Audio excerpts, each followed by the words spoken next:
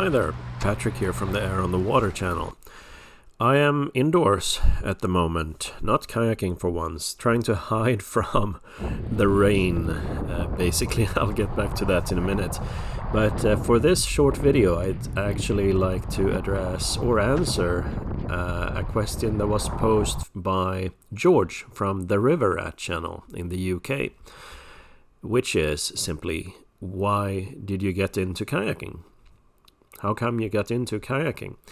George himself, on his channel, the River Rat channel, he got that question from someone else, and he made a video on that a few days ago, explaining how he got into kayaking, and he requested other paddlers to tell their story as well in a video or by comments on his video or channel.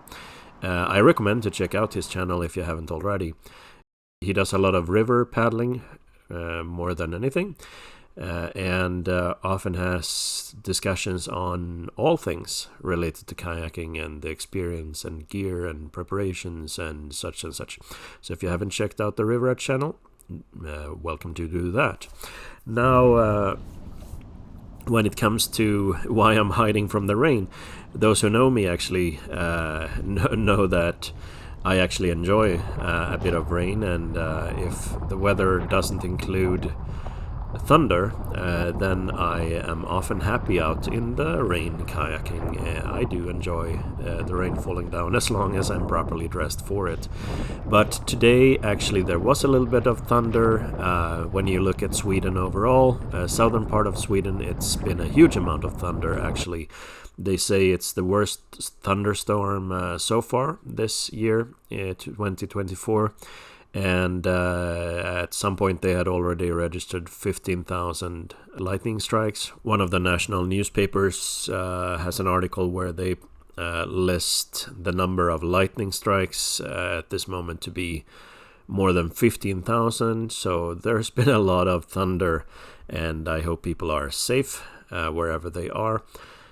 When it comes to Stockholm, I was out earlier today with a friend hiking, and we knew that the weather might be reasonably okay with a little bit of rain during the morning, but in the afternoon there would be some heavy rain, and that's exactly what happened. So there was a lot of rain that came down just after we got back, and that's why I'm hiding indoors at this moment. But anyway, why did I get into kayaking?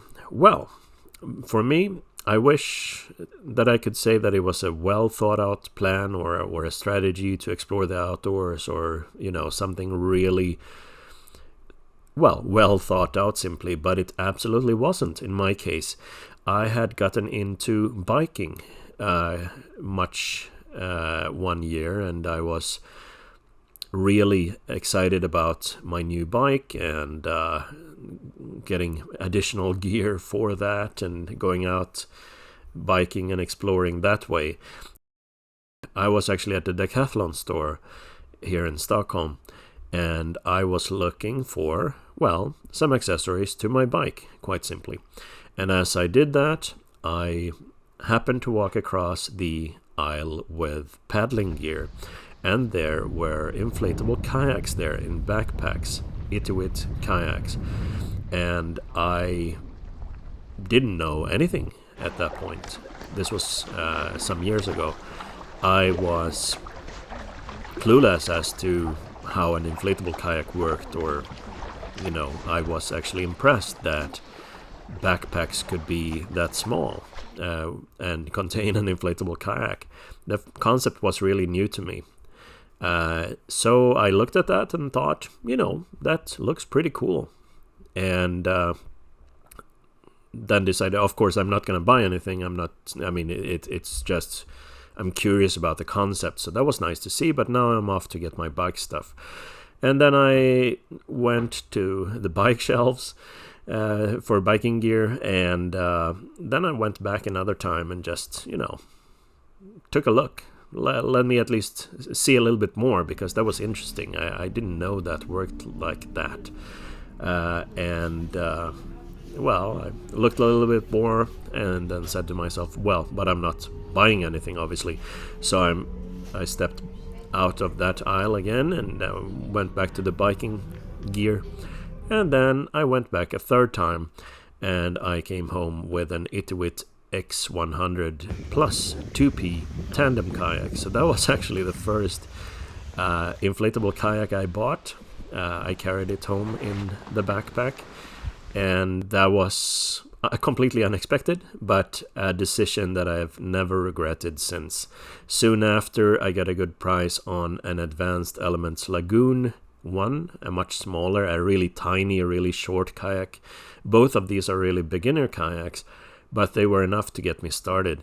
And having paddled for a while and really had having had some awesome paddling experiences even early on, I very soon that year, this was in the summer, so that fall, things escalated pretty quickly. I bought another kayak, the Advanced Frame Ultralight from Advanced Elements, and I realized that I really loved kayaking for the freedom of movement on the water and the exploration options that it gives. I have always enjoyed travel. I have always loved traveling around the world.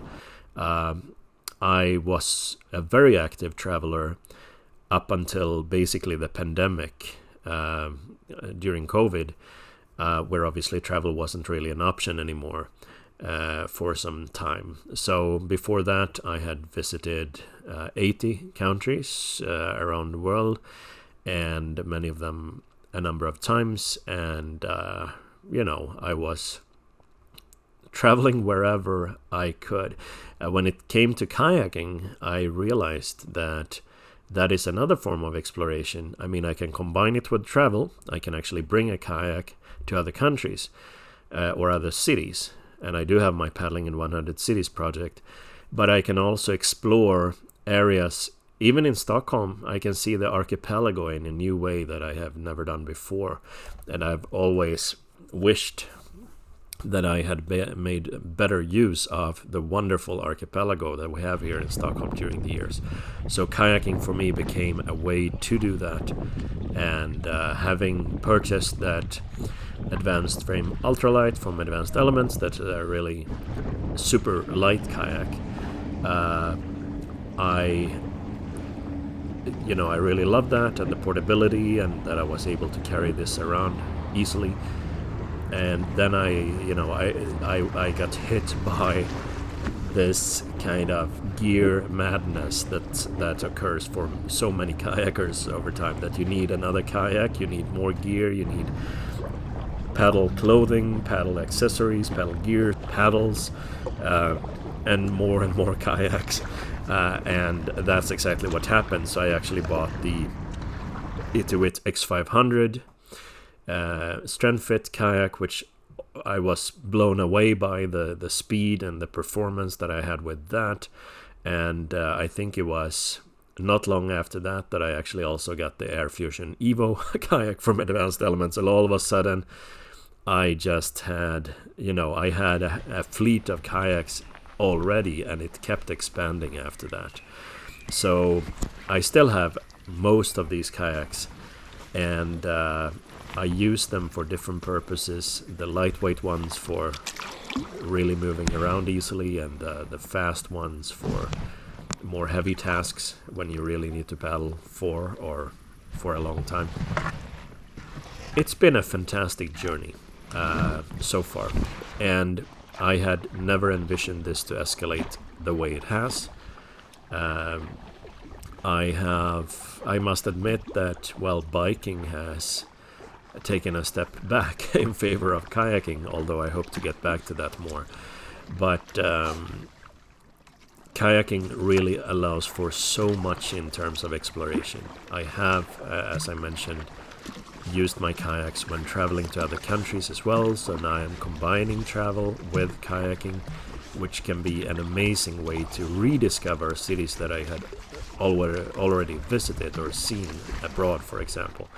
And I have never regretted getting into kayaking. However, I wish somebody would have told me in the beginning how much gear you're gonna be purchasing, how much, how gear intense this sport is.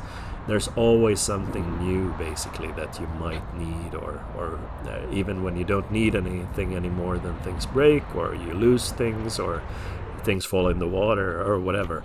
And basically, it's it's a black hole, basically, for your wallet, is what kayaking is. But there is so much fun. There are there are some things where you can, whatever you invest into it, you get it back many times over, and kayaking is definitely a sport like that. So it's about the people you meet while kayaking. It's about the nature. It's about the sights and the exploration, and just the exercise, and just the feeling of freedom out there. But yeah, that's how I got into kayaking. A complete coincidence. One kayak that I happened to buy as an impulse purchase, just spur of the moment kind of thing. And then within months, I was drowning in kayaks and kayaking gear, and learning all of this stuff for the first time. So if you are at this point yourself at that stage where you're new to kayaking or paddling, and just stand-up paddleboarding, which I also got into, or another form of paddling, then I envy you, because you have so much amazing stuff ahead of you, and you have so much to experience for the first time. But even if you're an experienced kayaker or paddler or intermediate or whatnot, then I don't mind one being in that part of your kayaking or paddling journey either, because there's always so much more to learn. There's always more that you can learn from other people. There's always new things that you can see.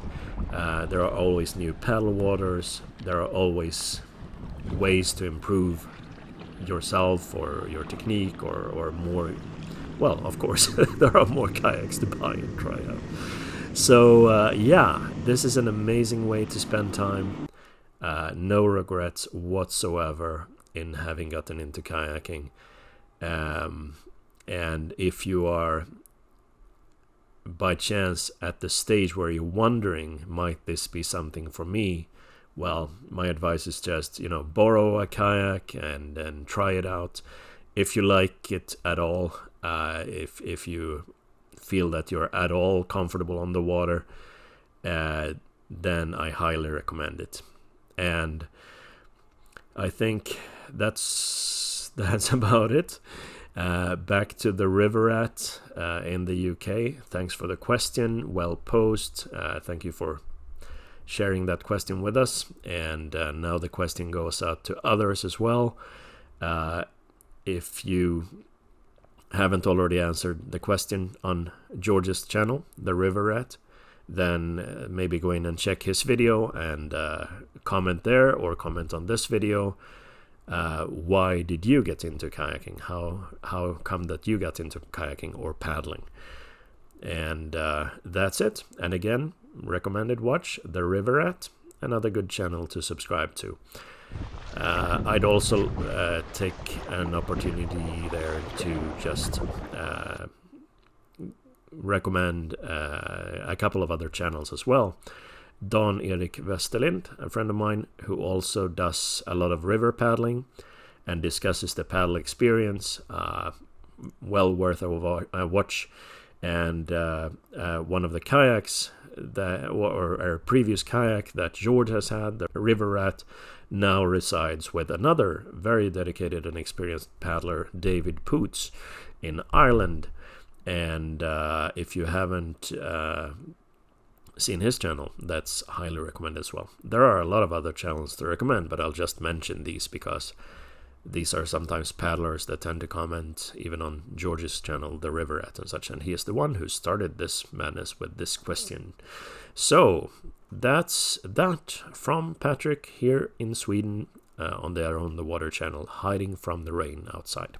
Wish you a continued good week, and happy paddles.